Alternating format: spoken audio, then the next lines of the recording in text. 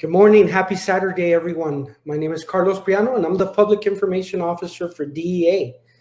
Thank you so much for joining us today as we launch the Talk They Hear You campaign in Doña Ana County. I'm a proud member of the UP Coalition, which is a group of people focused on preventing youth substance use and misuse. The coalition's vision is for everyone in Doña Ana County to have the chance to live a life free of substance abuse. This year, UP had the opportunity to sit down with Doña Ana County youth to discuss substance misuse. We asked them what we should be teaching their parents to help them prevent their youth from using substances. Their answer was, you need to teach them how to talk to us. And we heard them loud and clear. Talk They Hear You helps parents talk to their youth about substance use. This makes sense because 3 in 4 youth say that their parents are their number one influence in their lives. So today we're going to run through 2 scenarios that highlight 5 key conversation goals proven to help parents have difficult conversations with their youth in a way that prevents them from using substances. So let's get started. Due to the COVID-19 pandemic, many parents' home environment has turned into an office, a classroom, a cafeteria, and a playground. Tensions can run high, stress may be constantly present, and confusion can take hold. So we're about to watch Amy have a discussion with her 17-year-old son, Elijah, that may involve substances. It's lunchtime. Amy has been juggling work meetings, coordinating different activities for her 3 children all morning. She hasn't had a minute to breathe since her feet hit the ground at 5:30 this morning. Elijah has been making plans with his friends, and Amy's always on edge when he does this because he's been caught drinking in the past. So let's watch. Yes, I'll need those files by Friday if that's okay with you. Hey Mom, it's lunchtime. Are you almost done? I'll be right there. Okay, I'll get that done. Thank you. Bye.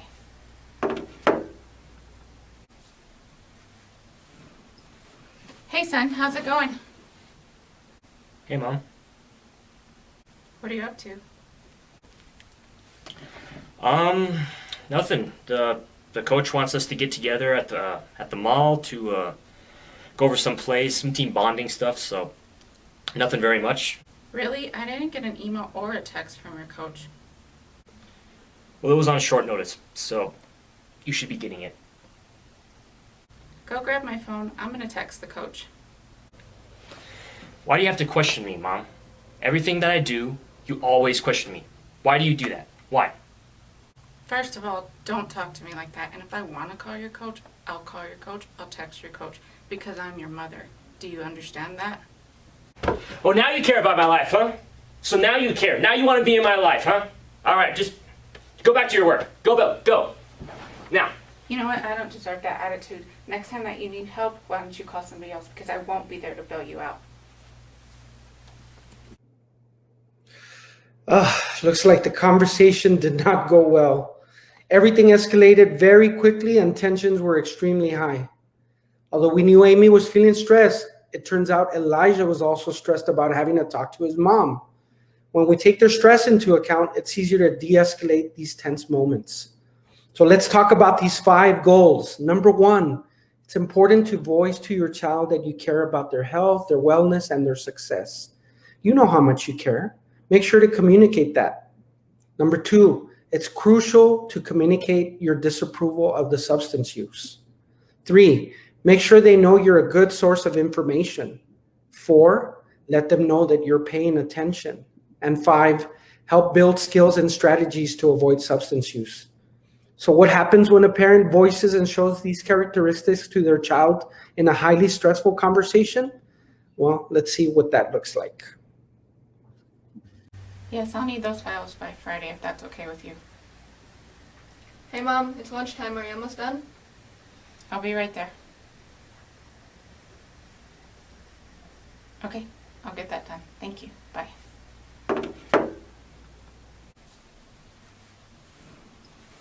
Hey son, how's it going? Hey, Mom. What are you up to? Nothing.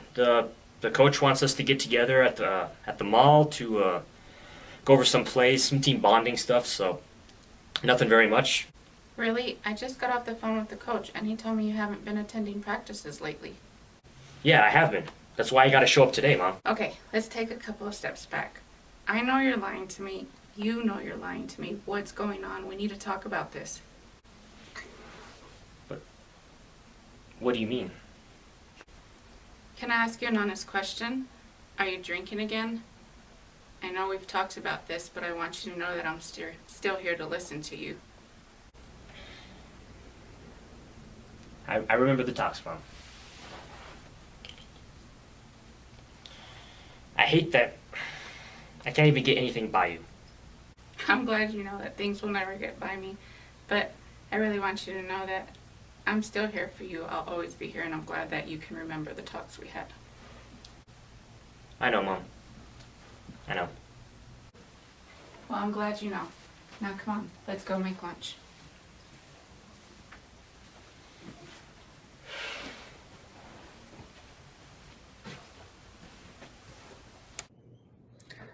Looks like that conversation had a better outcome, don't you think?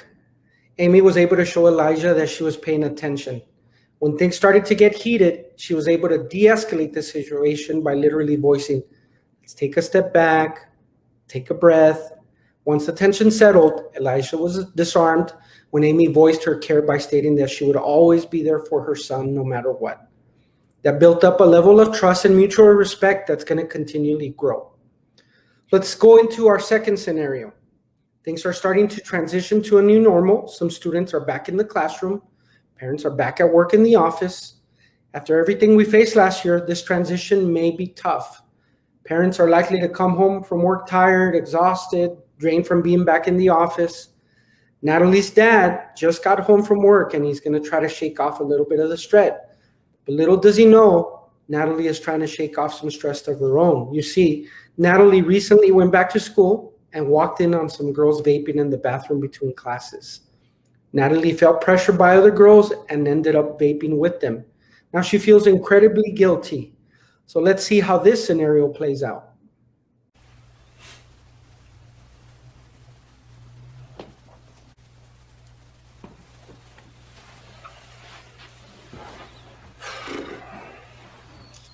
Hey, sweetie. How's school today? It was fine. Really? Nothing? Anything? Usually can't stop talking about bio. I said nothing. Alright, listen. If you don't want to talk, that's fine. But change your attitude.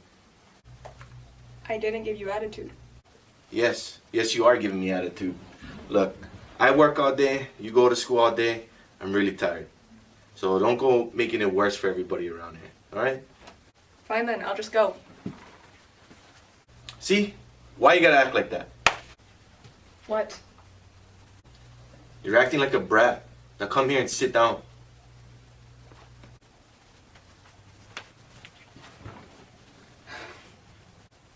Okay. Now I saw you with those shady girls at school. Don't let me find out you're doing shady stuff with them, because then you'll regret it. Oh please, you don't know what I'm going through. You're not me. Whoa, you listen to me. I'm out of here. Hey, get back here. Oh man, that was uncomfortable. I don't know about you, but when he accused her of hanging out with the shady girls, I knew she was going to get upset. Everything really escalated from there. Now that you know some of the keys to having a successful conversation about substances with your young person, let's watch Natalie and her dad try to handle the situation a different way using the 5 goals.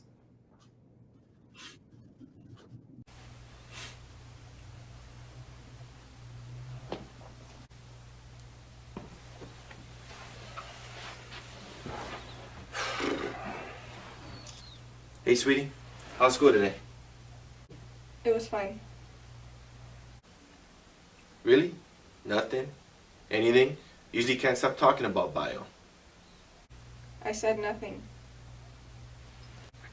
You okay? You sure? Because you're not acting like yourself. I just really don't want to talk about it right now. Hey, look. You know whatever it is, you can talk to me about that, okay? I just don't want to talk about it right now. Maybe later, but not right now. Oh, hey, look. I want to talk about it now, please. So can you just tell me, was it something that happened at school? Dad, I said I don't want to talk about it. Okay, okay. Let's just calm down. You can always talk to me. You know you've always been able to talk to me. So just have a seat, take a breath, and just tell me what's wrong. I just don't want to talk about it right now. I'm not comfortable with it. Was it those girls I saw you with at school?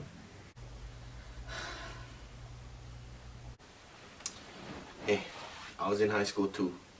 So I promise you I know what you're going through. How could you? You're not me. Stop pretending to know what I'm going through. Nah, come on, sit back down. I promise you'll feel a lot better if you just get it off your chest. Just tell me. I don't want to talk about it right now. Natalie, What? look, when you're ready to talk, I'm here to listen. I'm gonna love you no matter what.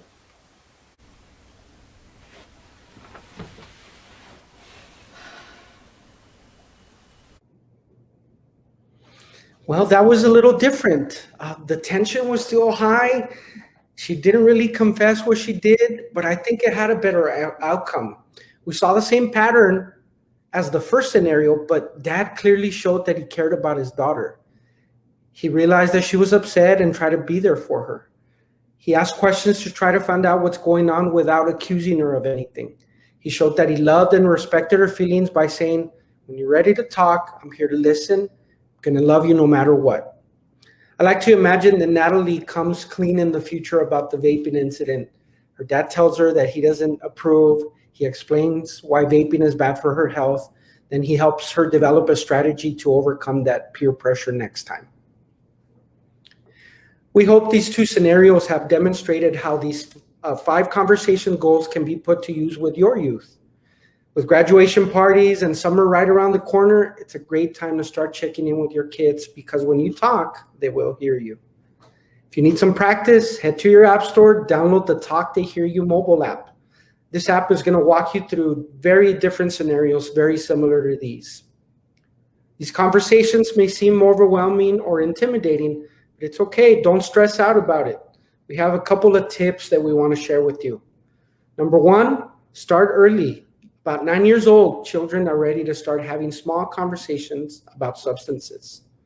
Number 2, don't feel pressure to have a lengthy discussion about the subjects. It's best to have small conversations that are adapted to your child's development. Just focus on those 5 conversation goals. I know you can do it. Lastly, stay plugged into the coalition. We're here to support parents with the knowledge and skills needed to prevent youth substance use. Like and follow our Facebook page to see more Talk They Hear You materials, and check out our Prevention Life series on our YouTube channel. Also, please feel free to comment and interact with us on our Facebook page. I promise you someone will respond as soon as possible. We want to thank you for watching and spending a little bit of your Saturday with us. So now go out there, get involved with your kids, and start talking.